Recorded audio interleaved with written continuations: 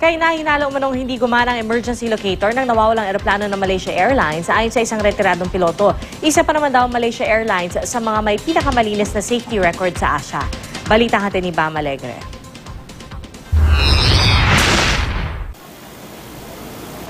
Isang misteryo pa rin ang pagkawala ng Malaysia Airlines Flight MH370 noong Sabado sa kayang 227 na pasahero at 12 crew member mula Kuala Lumpur papuntang Beijing, China.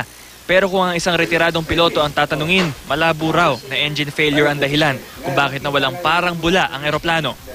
Standard operating procedure kasi ang komunikasyon sa pagitan ng piloto at control tower. Sa kaso ng Flight MH370, wala raw natanggap na distress call kung may diferensya man sa eroplano. Kahina-hinala rin daw na hindi gumana ang emergency locator nito. It broadcasts also where the aircraft is. As a matter of fact, in that situation, there's something wrong with the emergency locator. The emergency locator will work within 1 month, even underwater.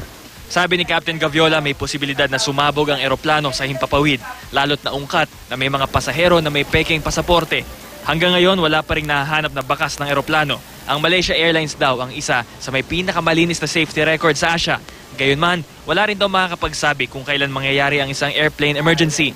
Sa ganitong sitwasyon, paalala ni Captain Gaviola, panatilihin ang presence of mind at isaisip lagi ang bilin ng mga flight steward. You must be out from the airplane as soon as possible. Within the next 2 or 3 minutes, you must be out.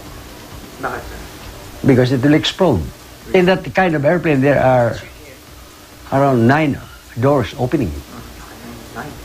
Yeah, but it's very important that when you ride an airplane, you find out the nearest exit. Bam Alegre, GMA News.